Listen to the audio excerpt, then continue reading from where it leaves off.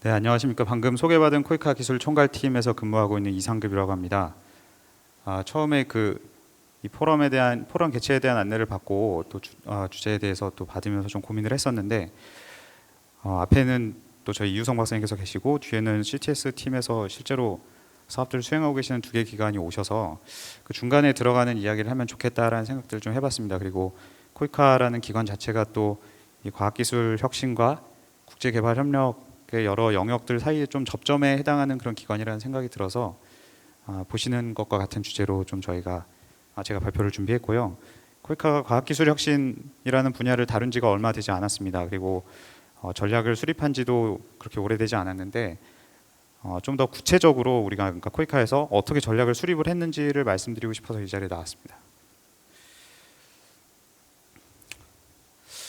우선 배경 보시면 앞서 우리 유성 박사님께서 많이 설명을 해주셨는데 그 중에서도 이제 국제적인 맥락으로는 그 SDG의 출현이 과학기술의 혁신을 강조하는 그런 역할을 했다고 볼 수가 있겠습니다. 그리고 추가로 국내적인 맥락으로는 작년 12월에 그 대통령 유네스코 연설을 통해서 그 보다 나은 삶을 위한 과학기술 혁신이라는 정부 구상이 발표가 됐습니다. 영어로는 그 STI for Better Life라고 되어 있는데요. 이게 5년 동안 우리가 2억 달러를 개발도상국에 지원을 하겠다는 목표고 그것에 대한 구체적인 수행 계획은 금년 2월에 국조실 주관으로 정부 4대 구상 마스터 플랜 안에 하나의 꼭지로 이것이 반영이 되었습니다. 그래서 4대 구상은 여기 있는 과학기술 혁신에 대한 이니셔티브가 있고 옆에 BLG는 소녀들의 더 나은 삶에 대한 것, SLA는 모두를 위한 더 안전한 삶이라고 해서 이 보건의료에 대한 이니셔티브고요. 마지막 그 베어라고 되어 있는 것은 그 아프리카 지역의 그 교육을 더 향상시키는 Better Education for African Region이라고 할 수 있습니다. 그래서 어떻게 보면 그 이전부터 과학기술 혁신과 ODA 또는 뭐 과학기술 혁신과 국제개발 협력에 대한 논의가 우리나라에서 이제 여러 기관들을 중심으로 있어 왔지만 저희가 생각하기에는 이 구상 발표가 어떤 본격적인 국내에서의 그런 논의를 시작하고 더 구체적인 방안을 찾아보는 그런 계기가 되었다고 볼 수 있겠습니다.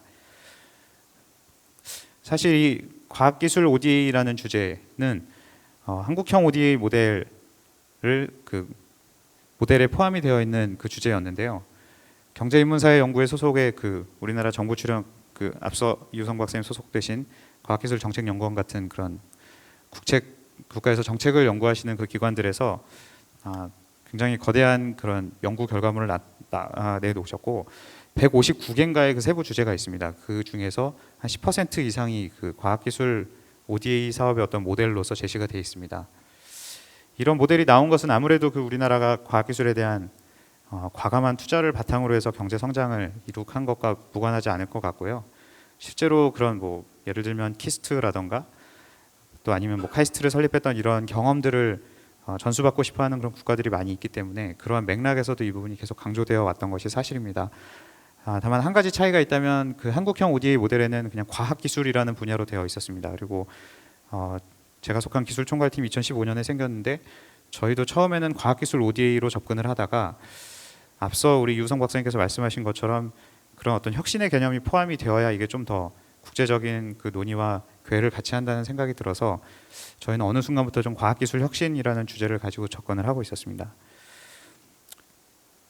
하지만 이것들을 추진해 나가는데 여러 가지 좀 제한 요소가 있었습니다. 그 중에서 과학기술 혁신 ODA, 뭐 과학기술 ODA가 무엇인지에 대한 명확한 기준이 없는 것이 좀 가장 큰 문제였는데 일단은 이런 기준이 있어야지 저희가 전략을 세울 수 있다고 판단이 됐습니다. 왜냐하면은 이게 과학기술 혁신으로 뭐 국제개발 협력 사업을 하자고 하는데 ODA 사업을 하자고 하는데 정말 뭐 그게 무엇인지를 모르면 사실은 뭐 아무것도 안 되지 않나라는 생각들이 좀 들었고요. 앞서 우리 이 박사님께서 설명하신 자료에는 이제 CRS 코드를 가지고서 분석을 해주셨는데 그게 이제 뭐 그런 CRS 코드를 활용해서 분류를 하시는 그런 연구들이 많이 있습니다. 근데 이게 코이카 기준에서 그것들을 보니까 그 CRS 코드를 가지고 사업을 분류하는데 굉장히 많은 어려움이 있었습니다. 왜냐하면은 각 사업마다 코드가 하나씩 부여가 되는데 이렇게 해서 그런 비슷한 기준을 가지고 기존의 연구에 나왔던 기준을 가지고 분류를 해봤더니 사실은 뭐 거의 대부분의 사업들이 과학기술 혁신으로 분류가 되는 것들을 저희가 확인할 수 있었습니다. 근데 그렇게 되면은 우리가 이것을 하나의 주제로 만들었는데 사실상 기존에 하던 것과 별로 다른 것이 없으면 그것은 어떤 우리가 뭐 분야로 만들거나 특별한 주제로 만드는 것에 대한 큰 의미가 없다라고 생각을 했기 때문에 저희는 좀 그것을 대체하거나 아니면 저희가 자체적으로 활용할 수 있는 그런 기준이 필요하다는 좀 그런 생각을 하게 되었습니다. 또 한 가지 그 제한 요소는 이 과학기술 혁신이라는 용어가 갖는 그 어떤 뉘앙스라고 해야 될까요? 그 개념에 대한 느낌 정도인 것 같은데, 사실 과학기술이라고 하면은 모르는 사람이 없는, 그러니까 과학기술이 뭐냐 하면은 뭐 아무도 사실 그거에 대해서 모른다라고 볼 수는 없지 않습니까? 누구나 다 과학기술 혁신이 무엇인지에 대해서 자기만의 그런 개념을 설명할 수 있을 정도로 이게 어떻게 보면 모두에게 친숙한 개념이지만, 그래서 그게 무엇이냐라고 이렇게 어떤 합의된 개념을 뽑기는 사실 어렵고, 그리고 또 그런 개념을 뭐 뽑아내는 것이 그렇게 큰 의미가 있는 것인지 잘 모르겠습니다. 그래서 어찌 됐든 저희는 이제 앞서 저희가 코이카의 관점에서 말씀을 드린다고 했는데, 저희는 어찌 됐든 이렇게 정책으로 나오는 이야기들을 저희 내부에서 이것을 소화를 해서 구체적인 사업의 형태, 어떤 지원하는 프로그램의 형태로 만들어야 되는 그런 목적을 가지고 있는 기관인데, 그렇다면 이것에 대한 좀 기관 차원에서라도 어떤 통일된 그런 기준과 개념이 좀 있어야겠다라는 생각을 하게 되었습니다. 마지막 연구 목적이라고 쓴 것은 그 이 발표를 준비한 그 목적일 수가 있는데, 뭐 저희가 이야기를 하는 것들이 좀 절대적인 기준이라고 생각을 하지는 않습니다.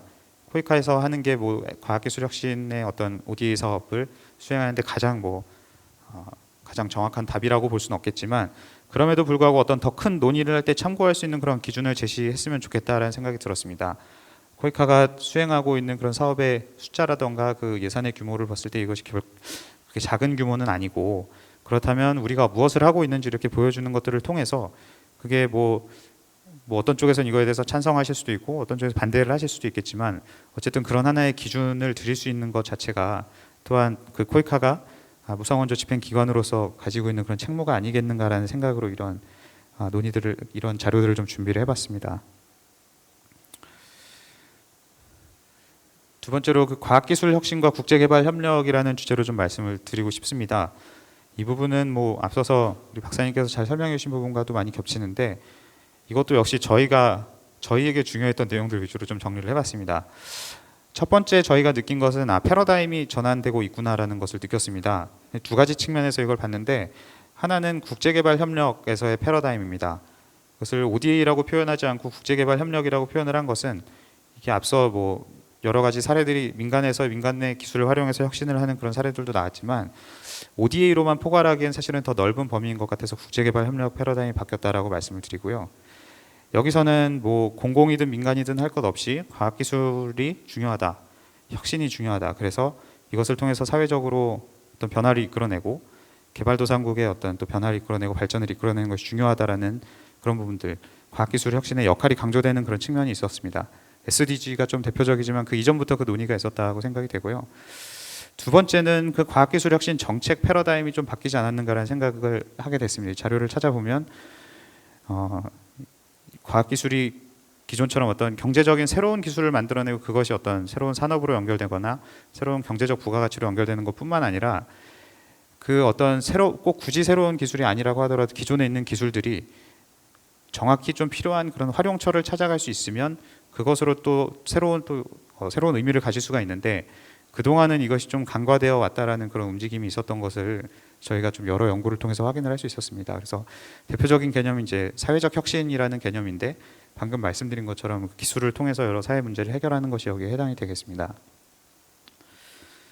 그리고 기후 변화에 대한 이야기도 있고, 저희 우리나라에서 녹색 성장이라는 이야기가 있었지만, 결국은 성장의 한계가 전 세계적으로 이게 어떤 피부에 와닿는 그런 문제로 좀 다가온 측면이 있고요. 그래서 결국은 이 기술 혁신을 통해서 지속적인 성장이 가능하다. 이제 기존에 해오던 대로는 지속 가능한 성장을 이룰 수가 없고 계속적인 기술 혁신이 일어나야 되는데, 이게 전지구적으로 좀 일어날 필요가 있다. 그러한 인식들이 좀 넓게 확산이 된 측면이 있습니다. 그래서 과학기술 국제협력과 국제개발협력에서의 과학기술 혁신이라는 주제로 좀 정리를 해봤는데, 이것도 저희가 주도적으로 느낀 것입니다. 저희가 사실은 과학기술 혁신 전략을 코이카에서 만들기 위해서 여러 과학기술 전문 기관들하고 미팅을 하고 여러 가지로 좀 협의를 해봤는데, 그런 과정에서 좀 저희가 느낀 것들, 또 그리고 여러 문헌들을 참고하면서 느낀 것인데, 이미 앞서서 우리 이우성 박사님께서 설명해 주신 부분과 많이 좀 중복이 됩니다.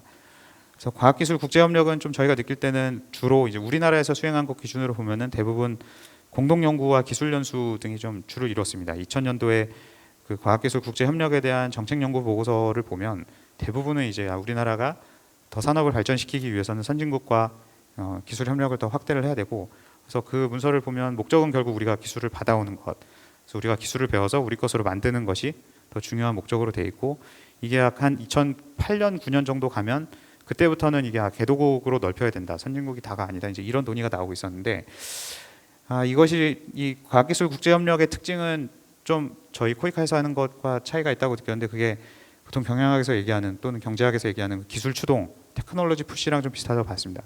어떻게 보면 이게 가지고 있는 기술이 있으신 거죠.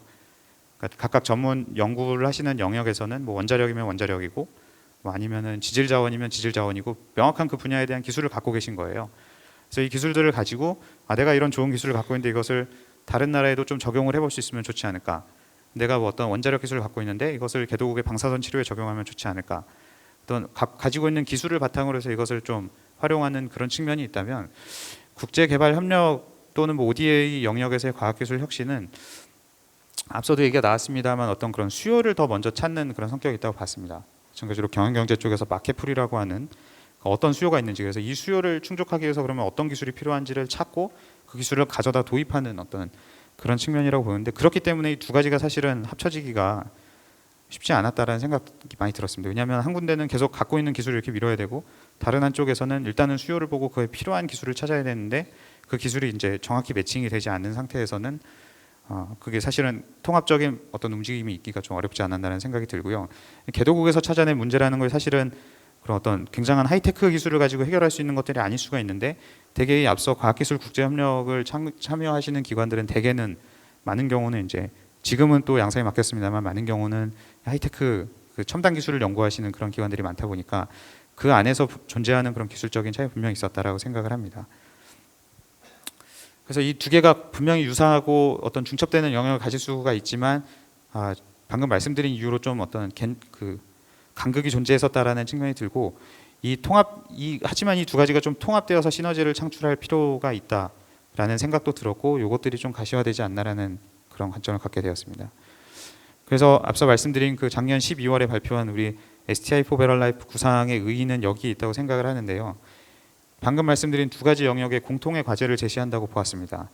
그래서 우리 그 개발협력계라고 표현을 하자면, ODA를 포함해서 국제개발협력 사업을 하시는 우리 쪽에서는 어떤 특정한 기술 개발을 하시는 분들은 아니니까 특정 분야에 대한 전문성을 필요로 하시고 특정한 기술을 필요로 하시는 반면에, 과학기술을 연구하시는 과학기술계에서는 한편으로는 그 수요가 어떤 것인지, 그리고 개발협력 사업이 어떻게 설계되고 어떻게 또 평가되고 어떻게 또 이 국제적인 규범을 따라가야 되는지에 대한 그런 전문성을 확보할 필요가 있기 때문에 두 가지가 섞여야 되는데, 이것이 섞이기 위해서는 하나의 큰 장이 필요하고, 그 장을 열어준 것이 앞서 말씀드린 것처럼 정부가 구상을 발표하면서 이 그런 각각의 논의들이 하나로 모이게 된 것 아닌가, 그런 의의로 저희가 생각하고 있습니다. 이제부터는 그래서 코이카 과학기술 전략을 어떻게 세웠는지 그 단계를 좀 설명을 드리고자 합니다.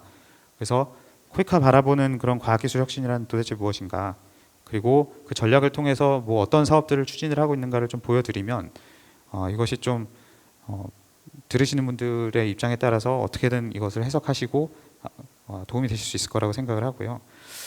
첫 번째, 저희는 이제 국가 혁신 체제 관점에서 좀 접근을 하기로 했습니다.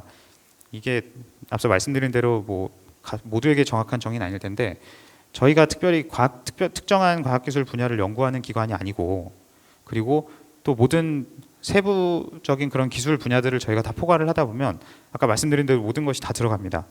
근데 이미 저희는 그 사업을 분류하는 기준들이 뭐 5대 분야로 해서 공공행정, 보건의료, 그리고 교육, 뭐 농어촌개발, 산업에너지, 뭐 최근에는 저희 기술환경에너지로 바꿔서 적용을 하고 있는데, 이렇게 이미 분류를 하고 있는 사업들이 사실 이거에 다 포괄이 될 수 있는 우려가 있었습니다. 그래서 이제 그것보다는 분야에 상관없이 우리가 혁신 시스템의 관점에서 그런 어떤 혁신 시스템, 그 학술 용어입니다만 이 안에 들어가 있는 각각의 플레이어들이 활성화되고 그런 어떤 그 상호 작용들이 더 원활하게 일어날 수 있는 그런 제도를 갖춰 나가는 것이 우리가 이것들을 추진하는 데 목적이다. 그러면서도 우리가 흔히 생각할 수 있는 과학기술 영역, 이것도 사실은 굉장히 좀 해석의 여지가 있는데요. 저희는 가장 좀 쉽게 저희도 받아들이고 쉽게 이해를 시키기 위해서 국내 대학에서 이공계 학과로 좀 설명이 될 수 있는 분야를 과학기술 분야라고 일단은 잠정적으로 생각을 했습니다. 그게 꼭 한계선을 그은 건 아니지만 그 안에 해당하는 분야 중에서 이제 어떤 연구 역량을 키운다거나 관련된 제도를 키우는 것이 저희가 국가의 혁신 시스템을 강화하는 그런 노력이라고 저희 스스로 좀 정의를 하였습니다. 그래서 두 번째로 특정 기술 영역보다는 기술 개발을 역량을 강화하고 그리고 또 기술 개발 역량을 잘 강화할 수 있는데 필요한 뭐 특허 제도라던가 표준 제도 등을 구축하는 것에 좀 중점을 두기로 했습니다. 그리고 이것이 뭐 어떤 과학기술 분야 뭐 기존의 교육이나 보건이나 이런 영역하고 같은 어떤 하나의 세부 분야로 보기보다는 사실 모든 영역에 관련이 될 수 있는 그런 범분야적인 요소가 있다라고 생각을 했습니다. 간단하게 설명드리면 뭐 교육과 보건도 물론 다양한 견해가 있을 수가 있지만 이런 생각이 듭니다. 그러니까 교육하면 학교라는 기관이 선진국이든 개도국이든 다 존재를 하고 보건 의료라면 왜 병원이라는 기관이 다 존재를 하지 않습니까? 이것으로 다 설명이 되는 것은 아니겠지만 뭐 공공행정이라고 하면 공무원이라는 그런 연결시킬 수 있는 개념이 있는데 과학기술이라고 하면 사실 그것을 연결시키기가 너무 좀 어렵다는 생각이 들었습니다. 물론 뭐 과학기술 전문 대학이라던가 연구기관 이런 것들이 있을 수가 있지만 좀 그것으로 설명이 어려운 측면들이 저희가 있다고 판단을 했고요. 그래서 범분야로 인식을 하고 이것들을 좀 주류화시킬 생각을 가지고 있습니다. 하지만 아직까지는 이 범분야적 접근까지 전략에 좀 담겨 있지는 않은 상태고 향후에 보완할 과제로 좀 가지고 있습니다. 저희가 전략을 수립했던 과정은 첫 번째로 국내외 논의 동향을 좀 점검해 봤습니다. 그리고 타 원조기관들은 원조기관의 입장에서 어떻게 이것들을 접근해 가고 있는지를 분석해 보았습니다. 두 번째 단계로 코이카가 그동안 지원했던 실적들을 정리해 보았습니다. 이것은 우리가 기존의 과학기술 혁신이라는 이름으로 진행하지 않았지만 사실 지금에 나와 있는 이 과학기술 혁신이라는 개념에 부합하는 사업들을 충분히 많이 했을 거라고 생각을 하고 그렇다면은 우리가 어떤 것들을 했는지를 먼저 좀 찾아보고 우리가 잘할 수 있는 것들을 좀 전략에 반영해야 하지 않을까라는 그런 생각들을 가지고 접근을 했고요. 앞서서 그 분류 기준이 좀 없다고 말씀을 드렸었는데 그래서 좀 저희가 뭐 좀 자의적이고 주관적이라는 평가를 받을 수 있겠지만 저희 스스로 좀 이것들을 분류하는 마커를 만들어서 적용을 했습니다. 이 리우 마커 같은 것이라고 생각을 하면 되시고요. 세 번째로는 그래서 저희가 만들어낸 이 유형들을 가지고 작년 기준으로 44개 코이카 사무소에다 이것들을 뿌려서 그 잠재 수요를 조사했습니다. 그래서 어떤 것들이 좀 우선순위를 높게 부여를 하는 것이 좋겠는지를 저희가 확인을 해보았습니다. 그리고 네 번째는 그 결과를 바탕으로 해서 어떤 전략 체계, 그 순서들을 저희가 좀 정리를 하고 중요한 사업 모듈들을 좀 도출을 해봤습니다. 그리고 네 번째는 그리고 마지막으로는 이제 그 협력단 내부에서 그리고 좀 제한적이긴 하지만 외부에 계신 전문가분들께 이 전략을 보여드리려고 의견 수렴을 하는 과정을 거쳤습니다. 그래서 저희가 뭐 실적 분석을 했다고 말씀드렸었는데 이게 그 저희가 갖고 있는 엑셀에 있는 모든 사업 명칭을 기준으로 분류를 했고요. 각각의 명칭들의 뭐 어떤 마커를 부여해서 이렇게 하기보다는 각 사업이 어떠한 그룹으로 우리가 그룹핑을 할 수 있는지를 굉장히 넓게 그룹핑을 해서 점점 좁혀 나가는 식으로 저희가 사업 내용들을 정리를 했습니다. 그래서 보시는 것처럼 왼쪽에 있는 프로젝트 개발 컨설팅 표에 보시는 것처럼 프로젝트 사업들은 대개 한 4가지로 분류가 되면 우리가 이것을 과학기술 혁신 분야로 볼 수 있겠다라고 판단을 했습니다. 여기에 들어가지 않는 거 이제 관련 없음으로 해서 빠져 있고요. 보시면 아시겠지만 이 세 번째 줄, 네 번째 줄에 있는 것처럼 저희가 하는 비중 중에서 특정 과학기술 분야 기술 지원 및 인프라 구축 관련 사업이 굉장히 많습니다. 이게 앞서 말씀드린 대로 각 분야의 어떤 기술들이 적용된 것들을 여기에 포함시키면 사실상 대부분의 사업들이 여기에 해당이 됩니다. 그래서 이것들을 좀 이게 포함이 되면은 그리고 대부분이 이제 저희가 기존에 분류하고 있던 교통이라던가 에너지, 환경, 뭐 수자원, 광물자원 같은 것들이 있기 때문에 이것들을 좀 배제시키는 것이 맞지 않겠는가. 그래야 우리가 뭔가 특별한 것을 한다고 좀 이야기를 할 수 있지 않겠는가라는 생각을 하게 됐습니다. 그리고 아래에 있는 것도 기술교육, 산업기술훈련이나 직업훈련원, 뭐 연구 역량 강화에 대한 내용인데 이것도 마찬가지로 저희가 교육 분야에서 직훈원 사업들을 굉장히 많이 했고 이것들이 계속 이런 식으로 카운트가 되는 것을 볼 수가 있었습니다. 그래서 이것들을 많이 하지만 사실 우리가 과학기술 혁신이라는 주제를 가지고서 접근을 하게 되면 오히려 여기서 좀 빠져 있었던 위쪽의 2가지 그러니까 과학기술 정책을 수립하고 혁신 클러스터에 관한 것들을 우리가 도와주거나 특허 통계 표준 품질 관리와 같은 그런 부분들 우리가 오히려 더 해야 하는 것이라는 생각들이 좀 들었습니다. 초청 연수는 좀 양상이 다르지만 과학기술 정책, 산업 정책, 표준 통계 특허 제도에 관련된 그런 연수 사업들이 좀 나타나고 있고요. 아무래도 좀 초청 연수는 프로젝트 개발 컨설팅에 비해서는 사업 건수를 더 많이 만들 수가 있고 좀 더 유연하게 이것들을 주제를 선정할 수 있는 이유가 있었다고 생각을 합니다. 그래서 더 많은 관련된 뭐 금액은 적지만 더 다양한 사례들이 나타나는 것들을 볼 수가 있었고, 민간 협력 사업에서도 민간 협력 사업은 또 그 사업의 특성상 대학이나 연구기관과 이렇게 같이 사업을 하면서 공동으로 연구하는 그런 프로그램들이 좀 나타나는 걸 볼 수가 있었습니다. 그리고 특정한 그 민간의 어떤 갖고 있는 기술을 통해서 문제를 해결하는 그런 사업들을 확인할 수가 있었습니다.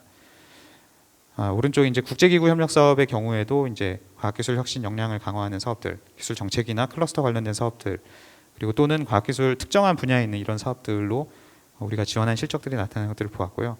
또 한 가지 그 코이카에서 갖고 있는 큰 사업의 그 수행 방식 중에 하나가 저희 WFK 봉사단인데, 이거는 너무 그 사업하는 레코드가 많기도 하고 이거를 단일한 기준으로 분류를 하기는 좀 너무 어렵고, 그리고 이거는 또 제목으로 어떻게 또 판단할 수 있는 근거가 좀 너무 없었습니다. 보통은 파견되신 분들의 성함하고 파견된 기관의 이름만 나오는데 그 기관이 어떠한 곳인지 모르겠지만 거기서 어떤 일을 했는지 저희가 확인을 할 수가 없기 때문에 내부 다른 자료를 만들 때 뭐 이것들을 분석을 하긴 했지만 여기에는 굳이 포함을 시키진 않았습니다. 그래서 이거를 바탕으로 해서 저희가 대략 한 5가지 정도의 사업 유형을 만들었는데, 이게 그 두 번째 잠재 수요 조사 분석 결과에 있는 5가지 1에서 5번까지 그 사업 유형이라고 보실 수가 있고요. 정리를 했더니 대략적으로 이제 인적 과학 기술 분야의 인적 자원을 개발하는 것이 하나의 모듈, 하나의 어떤 유형. 여기에는 그 실제로 기술 개발하시는 분들뿐만 아니라 정책을 개발하시는 분들까지 포함이 됩니다. 그리고 두 번째는 R&D 주체별 역량 강화라고 하는 건 연구기관이나 대학을 설립하거나 강화해주는 그런 노력들이고, 세 번째는 실제로 공동 연구를 하는 그런 활동들로 반영을 하였습니다. 네 번째는 기술혁신 정책이나 마스터 플랜이나 전략을 수립하는 그런 활동들이고, 5번째 이제 혁신 클러스터 구축 지원인데, 이게 꼭 뭐 정책 수립하는 것 이외에도 실제로 뭐 클러스터 안에 어떤 뭐 센터를 설립한다든지 이런 사업들이 좀 있었습니다. 그래서 앞서 보셨던 기존의 사업들을 분류한 이런 4가지 정도로 우리가 좀 구분이 되어서 기준을 가지고 뿌렸고, 이것을 통해서 순서를 정한 게 보시는 그 1번에서 5번이 되겠습니다. 다만 이 결과를 좀 저희가 해석할 때 눈여겨보았던 것이 이 오른쪽이 이제 저희가 결과를 정리한 표인데, 단순하게 그 순위에 따라서 점수를 해서 합산을 하고 그 합산 결과를 가지고 순위를 매기는 방식이었습니다. 다만 이제 보시면 알겠지만 이게 분포의 모양에 좀 약간의 특징이 있습니다. 이 4번째 줄이 1위를 한 그 인적 자원 개발에 대한 내용인데, 이거는 뭐 다 1, 2위 쪽에 많은 국가들이 선정을 해주셨지만 가장 윗줄에 있는 것이 이게 과학기술혁신 정책 및 전략 수립이거든요. 이게 점수로는 4위를 차지했지만 분포는 사실 굉장히 완만하고 또 뒤쪽으로 갈수록 또 굉장히 많은 국가들이 포진을 하고 있습니다. 그래서 이것이 단순히 1, 2, 3, 4, 5위로만 좀 우리가 해석하기에는 국가 발전 단계에 따른 그런 차이들도 있겠구나라는 생각이 들어서 이 부분을 좀 감안을 해야 된다는 생각을 하게 됐습니다. 그래서 이런 내용들을 가지고 좀 정리해 보면 이런 형태로 좀 진행이 되어야 하지 않는가라는 생각했습니다. 앞서 혁신 시스템을 강화하는 노력을 해야겠다고 생각을 했는데, 이게 뭐 순서가 여러 가지가 될 수 있겠지만 우리가 나름대로 내린 결론은 이렇다라고 볼 수 있겠습니다. 처음에 인적 자원을 개발하고 R&D의 그런 주체별로 역량을 강화하는 노력이 있은 다음에 그 후에 이제 혁신 활동들, 뭐 기술 표준을 구축하거나 특허 제도를 강화하거나 공동 연구를 하는 그런 프로그램들을 진행하고, 다음 단계로 이제 이것이 실제 산업으로 인더스트리로 연결되기 위해서 혁신 클러스터라는 그런 형태를 지원하는 것이 어떤 순서가 되겠다. 그리고 국가 과학기술혁신 정책이라는 것은 이런 단계보다는 별도로 빠져서 거의 모든 단계를 이렇게 다룰 수 있는 그런 식으로 맨 아래쪽에 깔려 있는 것과 같이 이렇게 접근을 하실 수 있다고 보았고요. 이것이 오른쪽에 이제 코이카에서 작년에 만들었던 SDG 그 브랜드 프로그램에 대한 그 브로셔에 들어간 내용인데, 이 앞서 저희가 정리한 내용을 바탕으로 해서 전략 수립되기 전에 이 SDG 브랜드 프로그램에 우선 반영이 되었습니다.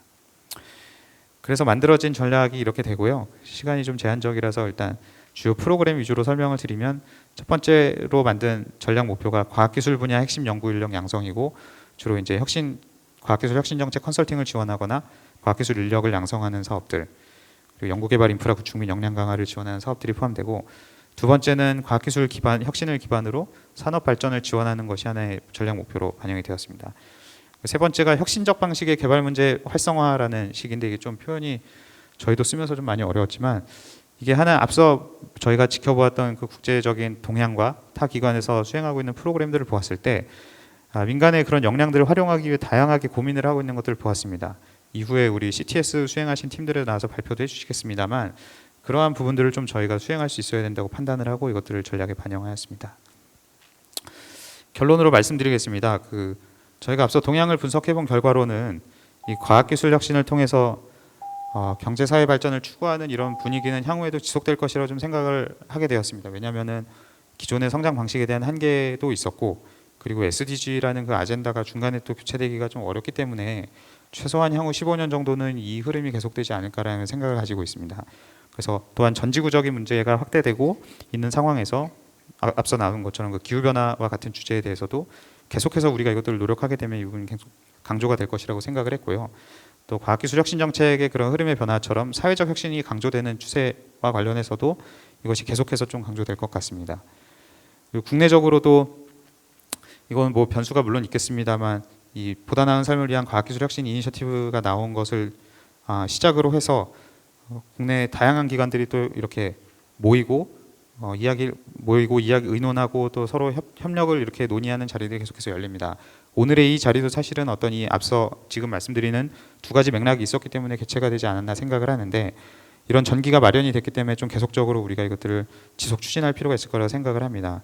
그래서 마지막으로 코이카의 역할과 과제를 좀 설명을 드리자면 과학기술계와 국제개발협력회사의 접점을 찾기 위한 노력이 필요한데, 그 접점에 이제 코이카가 있는 것이 아닌가라는 생각이 들었습니다. 저희가 공유하는 기관, 도너 기관이기도 하고 또 정책을 또 저희가 정책 수립하는 데 참여를 하기도 하고 그것을 저희가 듣기도 하고 내부적으로 정책을 만들기도 하는 한편, 반면으로 또 저희가 또 사업을 수행하는 측면도 있고 사업을 발굴하는 측면이 있기 때문에 접점에 저희가 서 있다는 생각과 또 그것이 얼마나 중요한 역할인지를 좀 저희가 엄중히 느끼고 이것들을 다루고 있고요. 두 번째는 하지만 이것들을 또 우리가 담아내는데 사업 모델이나 이런 것들이 구체화되어 있지는 않은 상태라서 이것들을 구체화할 필요가 있겠다. 그리고 이 과학기술 혁신 사업에 대한 성과관리 체계가 사실은 뭐 미약한데 이것들을 더 고도화시킬 필요가 있겠다. 그리고 그런 앞서 그 사업 모델과 성과관리 방식을 토대로 해서 우수 사례, 베스트 프랙티스라고 하는 우수 사례를 저희가 찾아야 하는 필요가 있다. 그래서 이것이 우리가 할 수 있는 것이고 이런 것들 우리가 잘해야 된다라는 것들을 보여줄 필요가 있다는 생각을 합니다.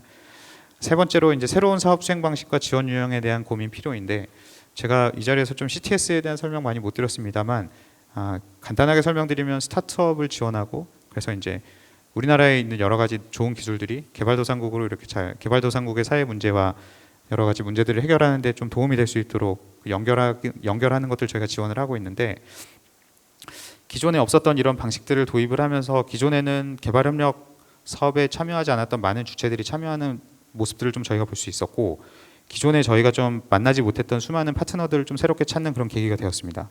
그래서 우리가 기존에 있는 유형들에서 더 좋은 모델을 만들어내는 것도 중요하지만 새로운 유형 그 자체를 좀 만들어낼 필요가 있지 않는가, 다양한 방식으로 우리가 이것들을 해결해 볼 필요가 있지 않는가라는 생각을 하게 됐습니다.